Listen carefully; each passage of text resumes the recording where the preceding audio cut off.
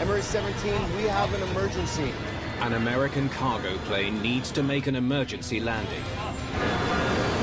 Bring it around. They didn't have controllability of the airplane. Roll out to the right. Power. More? Yeah. The pilots bring their DC-8 to within sight of the runway. And I said, you know, oh my God, we've lost an airplane. It was like basically a war zone. Okay, you ready? To try to understand what went wrong, investigators call on a friend and colleague of the crew. Still hear it. You know, you just don't. Doesn't stop.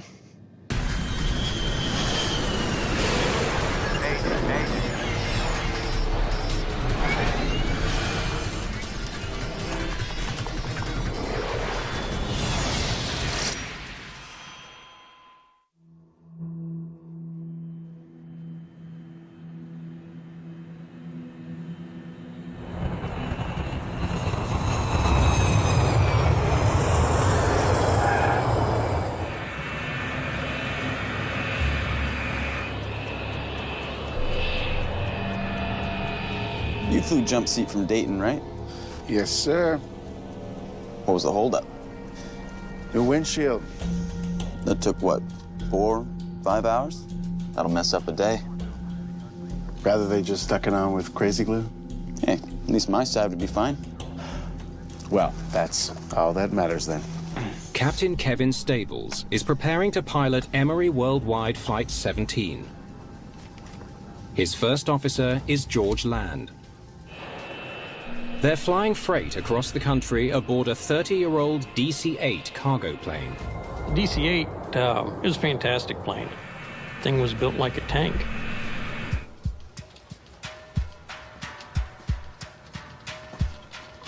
Captain John Albright has just checked into a hotel after finishing his latest shift for Emery Worldwide. The DC-8 was kind of a pilot's plane. It took a lot of work, and it took a lot of physical effort. Getting all prettied up for the loadmaster? Hey, at least I try to look like a professional. The crew was just fantastic. They were enjoying being with each other and enjoying the job that they were getting ready to do.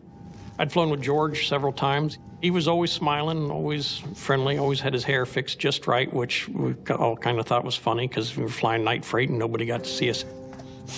Captain Stables started his day as a passenger on the plane as it flew from Dayton, Ohio to Reno, Nevada.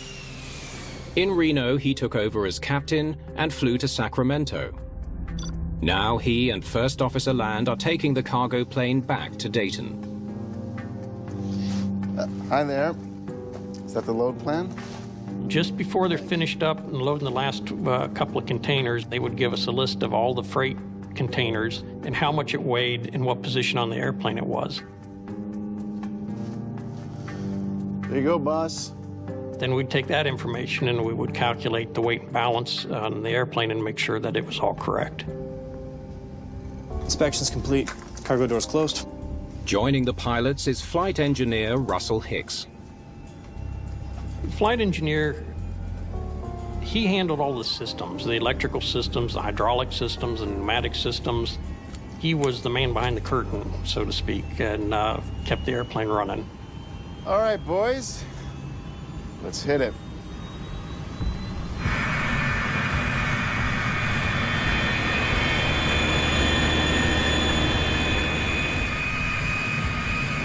Left rudder, center. Checked. As they taxi to the runway, the pilots conduct a series of flight control checks. Right rudder, center. Checked. Elevator forward. Coming back. Elevator position indicator checks. It's all calm efficiency in the cockpit. Taxi checklist. Taxi checklist, flaps and slots. 15, 15, 15, slot lights out. 15, 15, 15, slot lights out.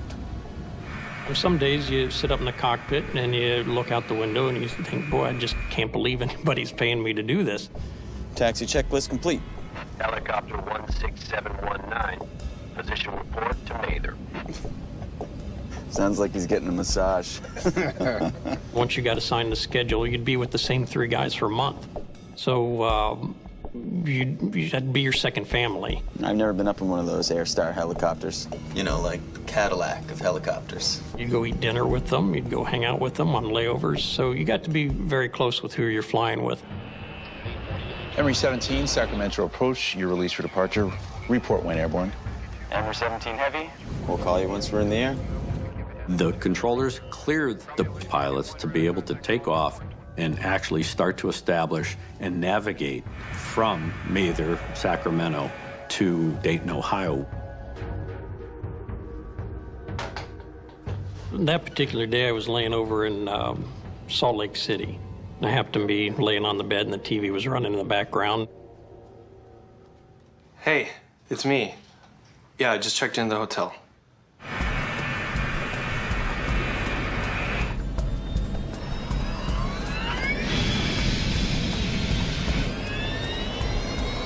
Airspeed's alive. Alive here. 80 knots. 80 knots. Elevator checks. Just another routine takeoff. V1. Rotate. But as the nose wheel leaves the ground, the DC-8 pitches upward much more steeply than it should.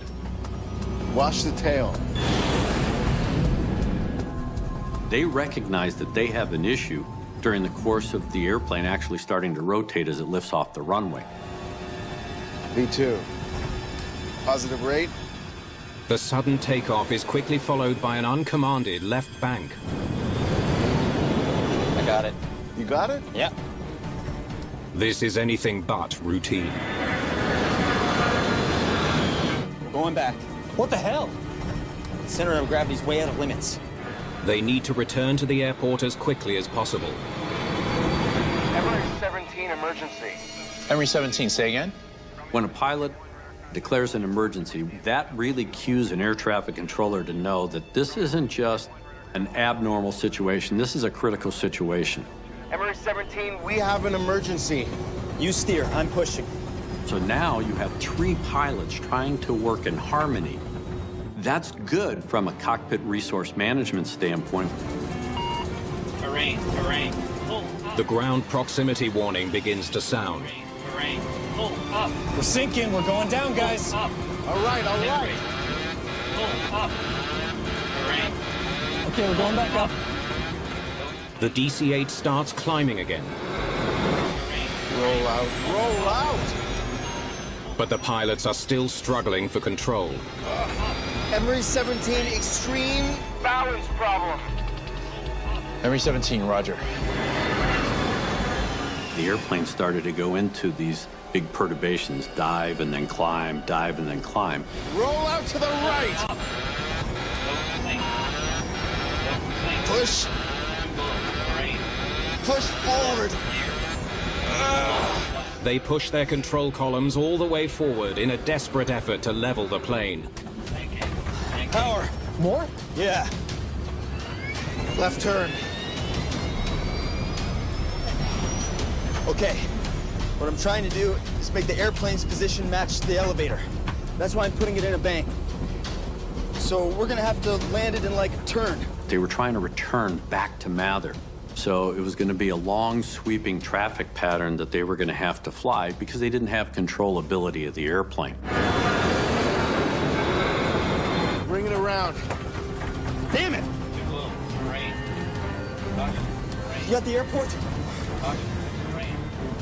Mather doesn't have a lot of surrounding lights. It's considered what's called a black hole. Bring it around. Power. Captain Stables and his crew have managed to get their crippled plane to within sight of the runway.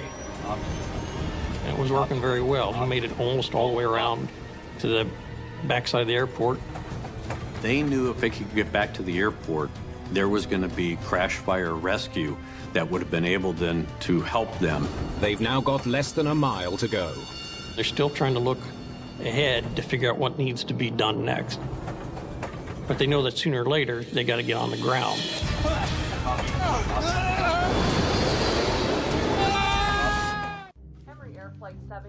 Emory Worldwide Captain John Albright relaxes in his hotel room on a layover in Salt Lake City.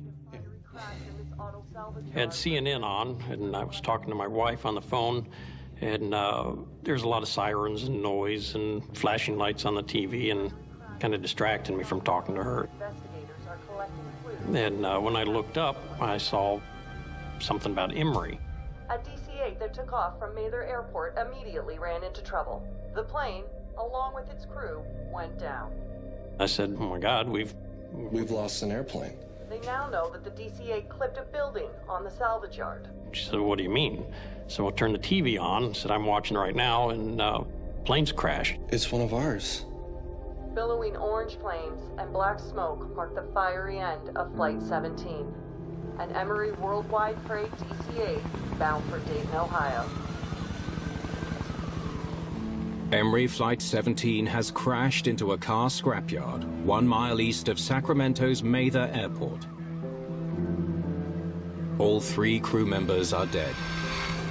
Our fire crews arrived. They had a large fire, and there was no chance of rescue.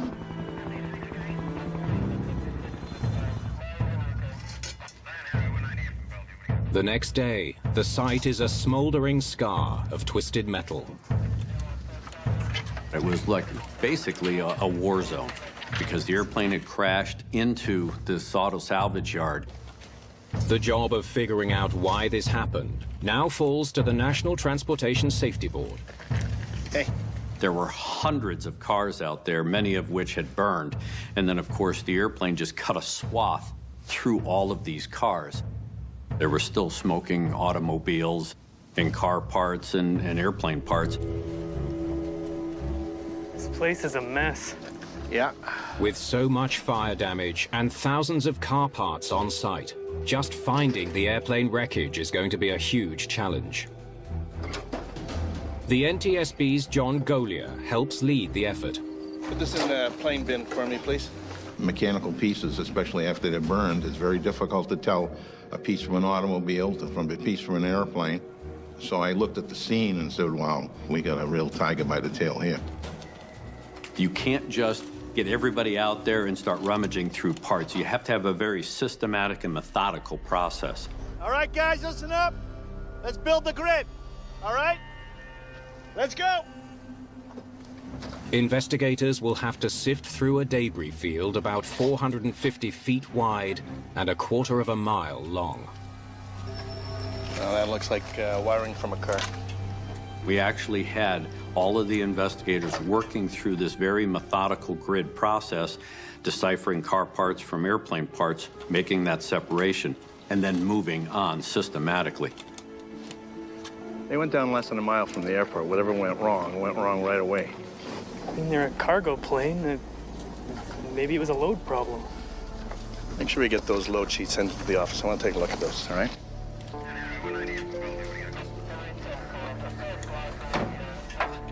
The team soon makes a crucial find. The most important items of evidence in any air crash investigation. Well done, guys. We did find both the cockpit voice recorder and the flight data recorder, which actually sped up that part of the investigation because we could send those 2 boxes.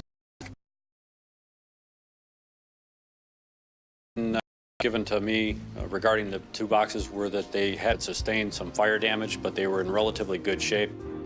The NTSB sends the critical recording devices to Washington, where lab technicians can begin the job of processing the data. At the same time, investigators hunt down as much other evidence as they can. Morning. Just spoke with the air traffic controller. He said that the pilots called in a center of gravity issue immediately after takeoff. S18 extreme balance problem. Sounds like a problem with the cargo. Well, could be. Because the initial report was that there was a possible center of gravity issue, we had to confirm what was on the airplane. All right, so there's supposed to be 18 positions, right? 1 container for each pallet. We had to get the load manifest. We had to understand what was in the pallets, how many pallets were loaded, how many containers were on the aircraft and what was in those containers. Now you got that load sheet? They learned that Flight 17 was carrying nothing unusual, mostly clothing. But they wonder, did the positioning of the freight cause a dangerous imbalance? If you look at an airplane, there is a point in the middle of the airplane that is the center, and everything flows around it. So if you have too much weight in the back, right, the center of gravity is going to shift to the rear, and the airplane's going to fly differently. All right, this looks a little lighter than usual, but it's well within the center of gravity limits. Load distribution was not the culprit. Something else must have caused the crash.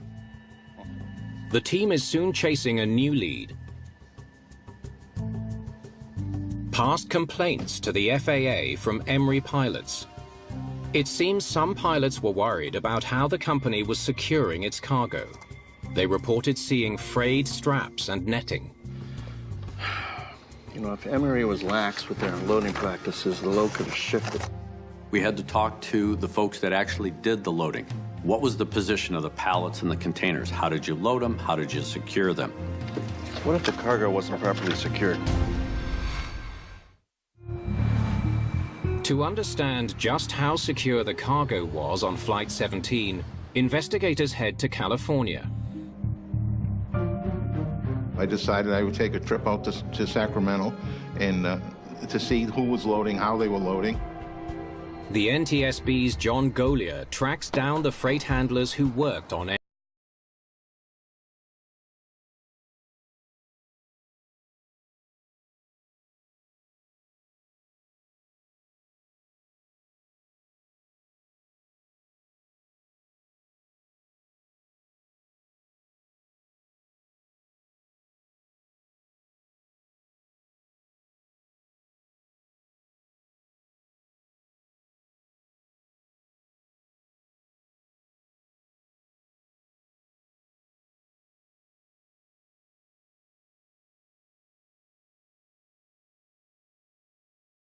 Any problems with any of the equipment? Like maybe a bear claw that you had trouble locking up or something? We wouldn't load anything if we felt it was unsafe. Gotcha, okay. Well, listen, thank you so much. I appreciate it. And they were very vehemently opposed to a load shift. They said you couldn't possibly have a load shift. Despite the assurances from the load team, investigators need hard evidence that the cargo was secure. The NTSB goes by facts, right? So even though we have a thought, you have to prove the thought. They examine cargo fasteners recovered from the wreckage. If there was a load shift, the metal clamps, known as bear claws, should display distinct damage.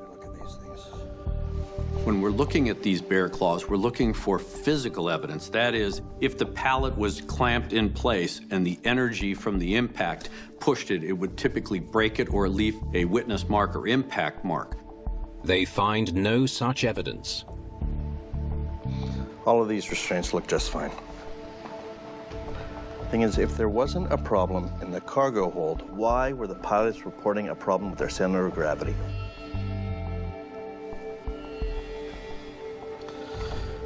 Is that the CVR? Oh, finally.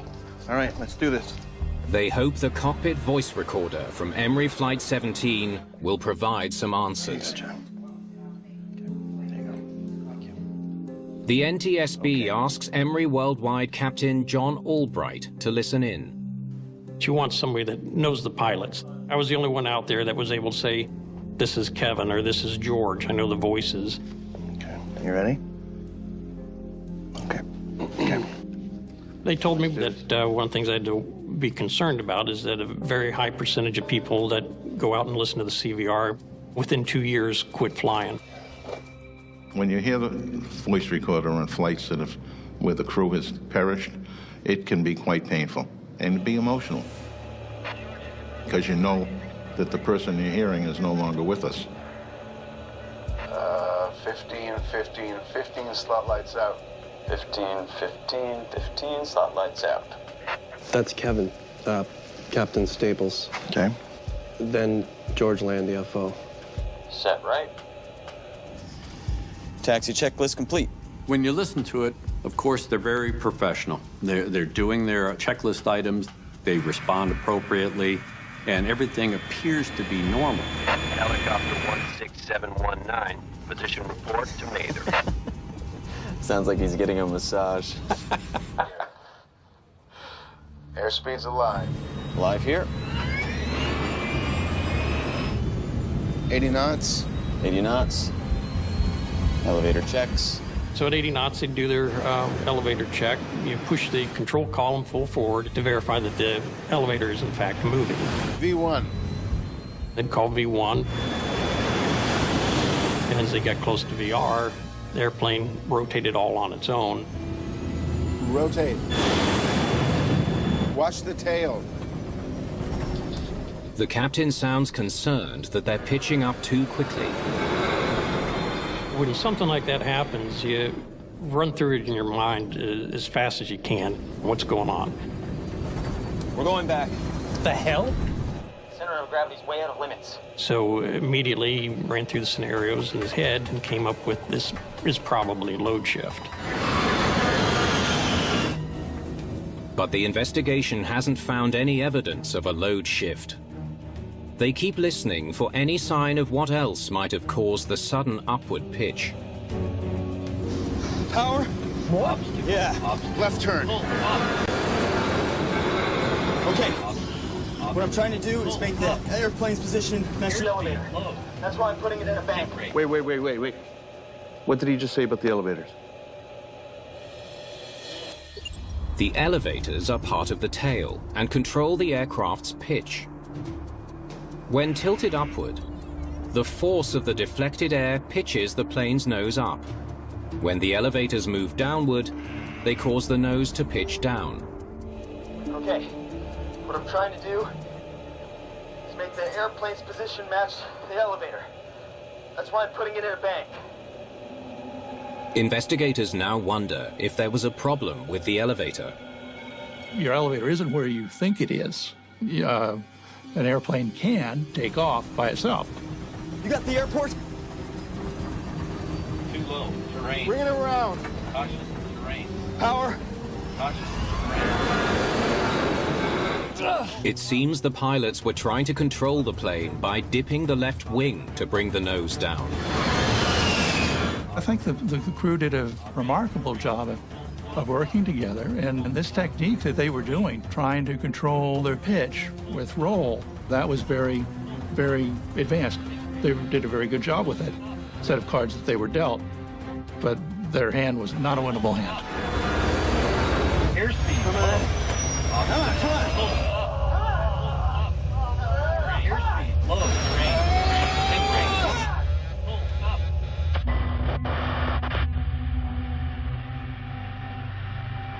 You start listening to that thing early in the morning, a couple of seconds at a time.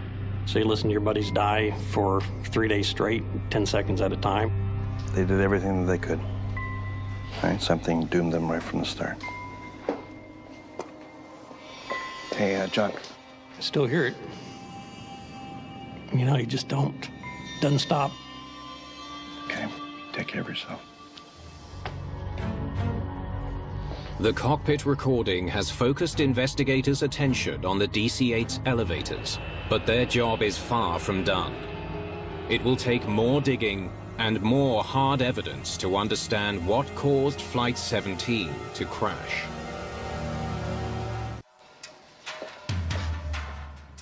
Performance data from Emory Worldwide Flight 17 is now in investigators' hands. For the first time, they can see exactly how the plane was moving during its short, erratic flight. Okay, everything's up. They hope the data will also hold clues that will explain why the flight went so horribly wrong. All right, let's see what the data says about the load shift. The critical part of a flight data recorder is that it gives us performance of the airplane. We can find out, is that characteristic of a cargo shift when the airplane pitches up like that? You know what, let's put up the data from the flight that crashed because of the load problem. It's Fine Air 101. The investigators know that just 3 years earlier, in Miami, a Fine Air DC-8 crashed on takeoff when its cargo load suddenly shifted. 5 people died in the disaster. One of the things that the performance engineers will look at is they'll compare it and contrast it to previous flights. All right, let's take a look at them side by side.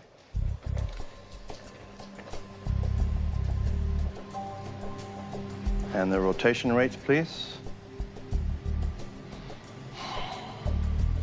Rotations are totally different. Definitely not a cargo shift. What about the elevators?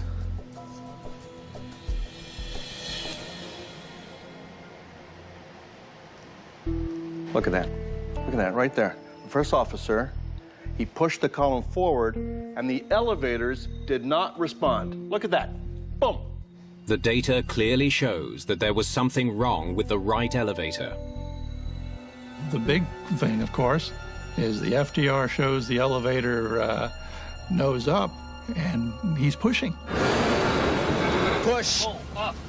Obviously, then the pilot can't fly if the elevator's not doing what he wants it to do. That became the crux of the matter. Push forward. Terrain.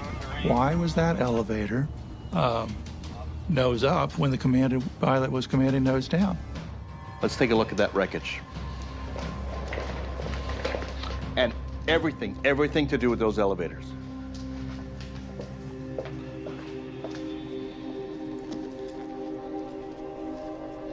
We went through the storage facility where we had collected everything that we could, and we dug through there looking for any pieces whatsoever of the flight controls, the elevators in particular.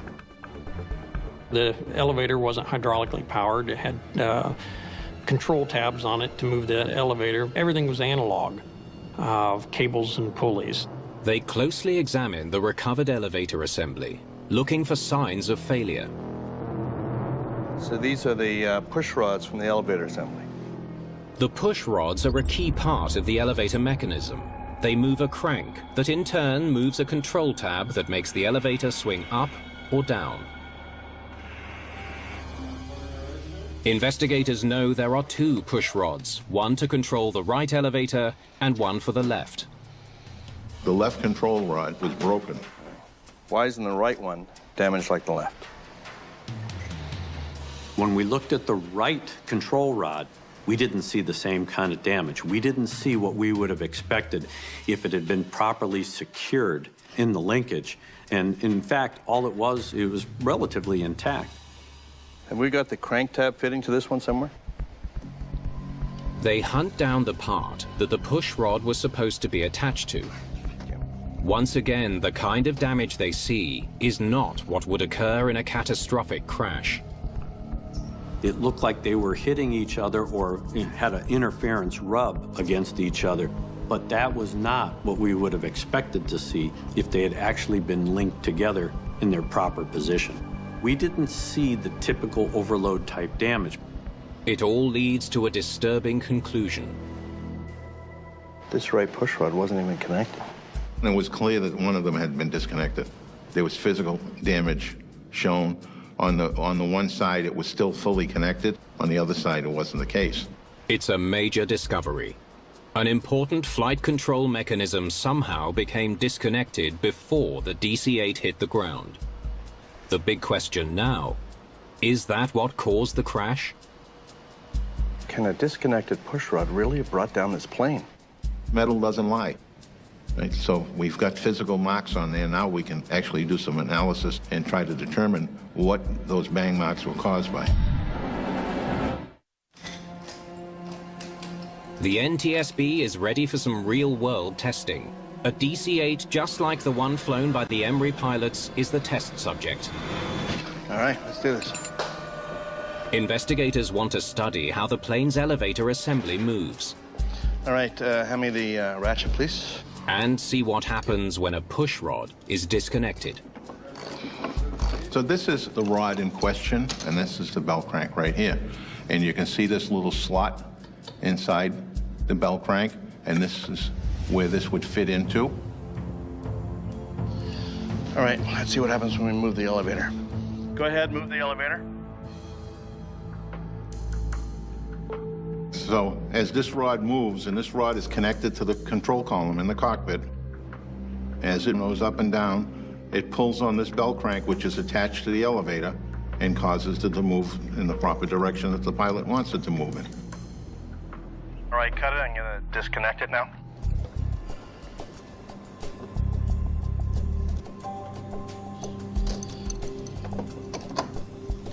It would be attached with a nut and a bolt, and the nut is what they call castellated, so it looks like a castle, and inside those castellations, you would put a cotter pin that would lock it in place. With the right side rod assembly disconnected, they call for the elevator to be moved again. Okay, now try it.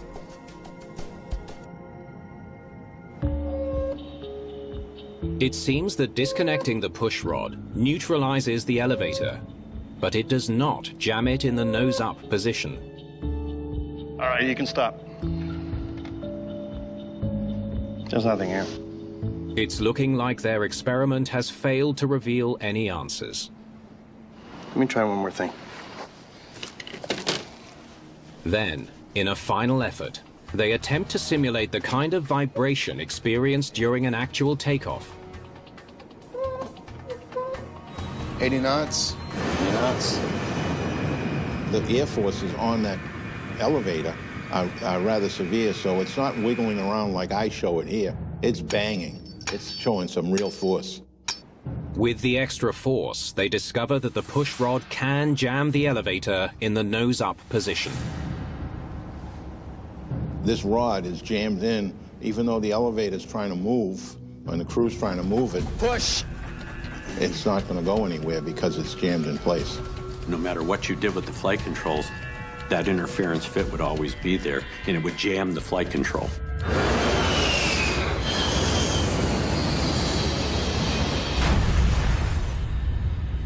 So that was more of a eureka moment.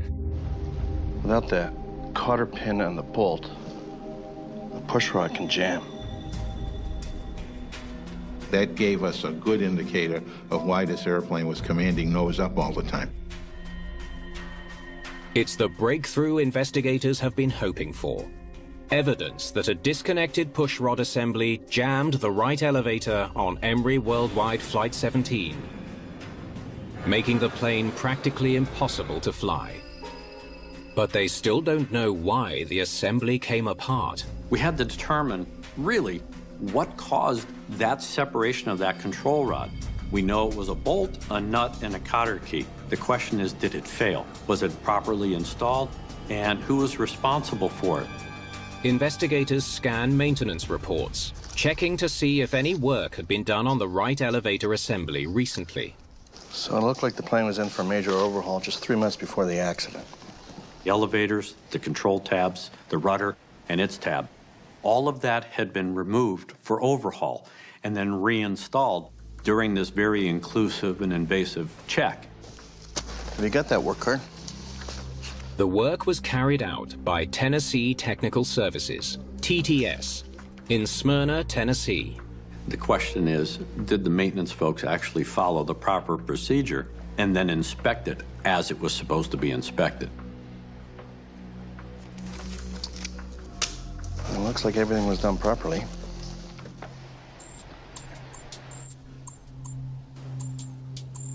The paperwork from Tennessee is all in order.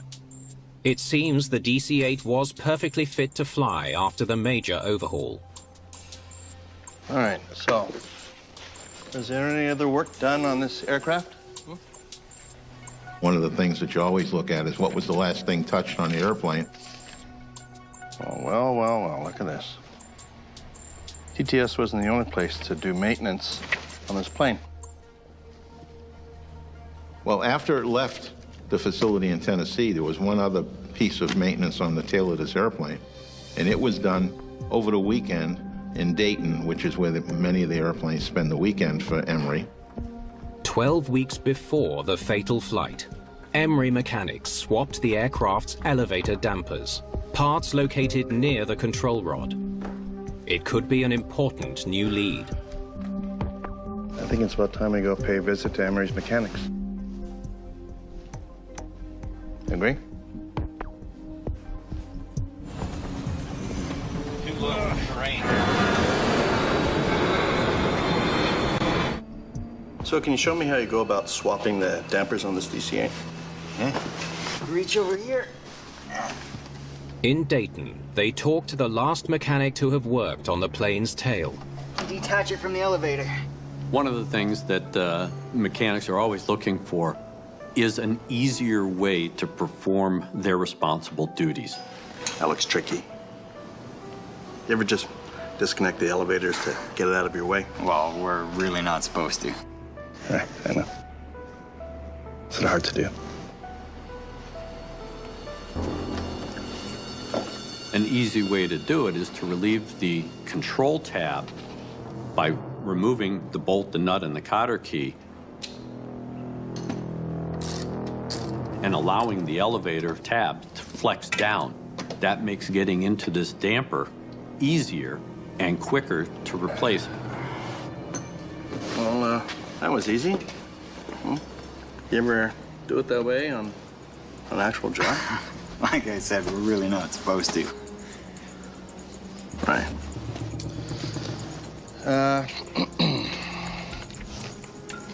Says that you were the one who did the actual work. Was there anyone here to help you? One of the things that came through loud and clear was how thin they were with labor, how thin they were with management of their workforce. You ever done this procedure before? Oh, I followed the manual. And now if you take that and look at a young mechanic, relatively inexperienced, working alone on the weekend, doing something that he had never done before, nobody to ask for advice and nobody to provide him guidance or supervision. So he was between a rock and a hard place. One more question. Since they gave this plane a complete overhaul, why did you bother swapping the dampers? Well, the guys in Tennessee put them on the wrong way.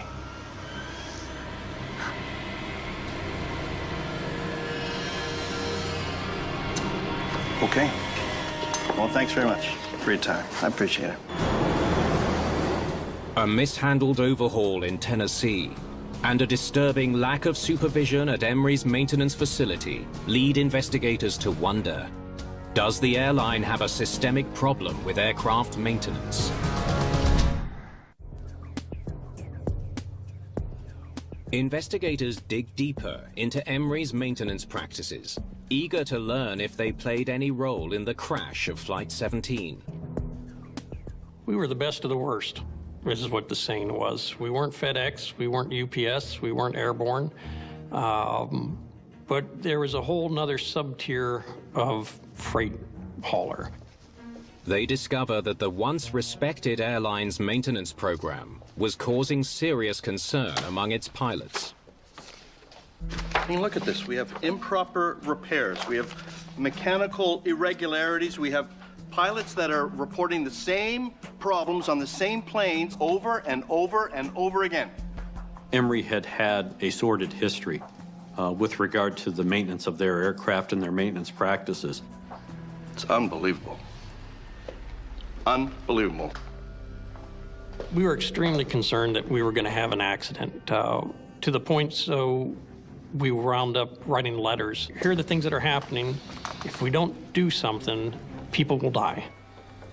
As I went down this pathway and starting to see all this, it really bothered me because it wasn't the Emory that I knew. When you have hands-off management style, you're going to have problems. And that's exactly what we saw at Emory. It's pretty clear what happened. After months of detective work, NTSB investigators finally believe they understand what caused the crash of Emory Worldwide Flight 17. They know that in the weeks leading up to the accident, 2 different teams of mechanics worked on the plane's tail. The NTSB can't be 100% sure where the error occurred: the routine maintenance in Tennessee or the damper swap at Emory. I believe that when this work was done on the dampener the second time, he simply put the rod up, put the nut on it, did some other work, closing up, and forgot to put the cotter pin in the nut.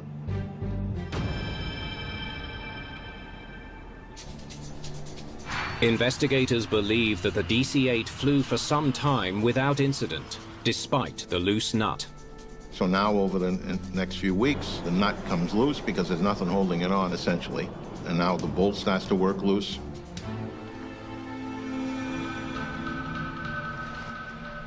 Yep, there it is. Boom. A slight bump on the FDR data indicates that the bolt likely came out 8 minutes before the plane's last landing in Sacramento.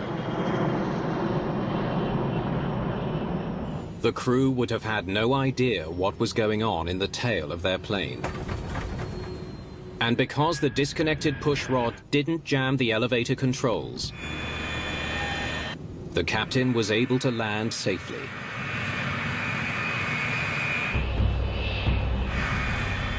The subsequent takeoff is a very different story. Airspeed's alive. Alive here. 80 knots. 80 knots. As the plane accelerates down the runway, airspeed increases, pushing the elevator control tab up, forcing the crank fitting against the pushrod, and jamming the elevator in a nose-up position. Watch the tail. The plane instantly pitches up, even as the first officer pushes down on the yoke. You got the airport? Bring it around. Power? Up. The crew works valiantly to try and get back to the runway, but their fate is sealed. Come on. Come on.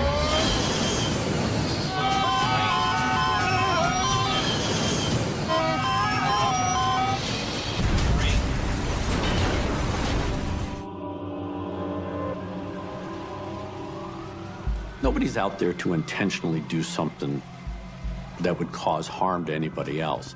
But sometimes we get a little bit of, lackadaisical attitude or complacent.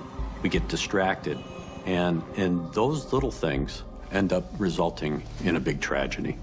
On behalf of all the employees of Emory Worldwide Airlines, we want to express our sympathies to the families of the victims of this tragedy. In their final report, investigators recommend that air carriers explicitly highlight all maintenance procedures to help ensure that no steps are missed. Emory Worldwide is also singled out for responsibility. Emory said, well, this is the first fatal accident we had in 50 years, basically, at that time.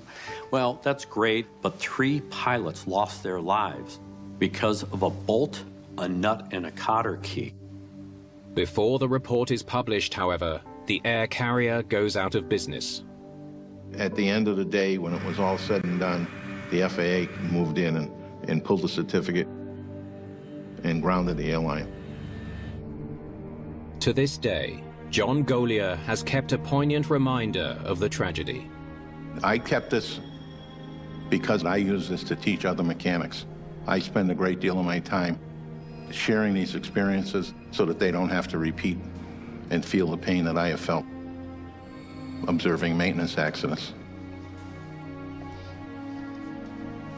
The airline had a horrible attitude towards safety. If you want to be safe, you got to make an effort. You have to try to be safe. You have to work at it.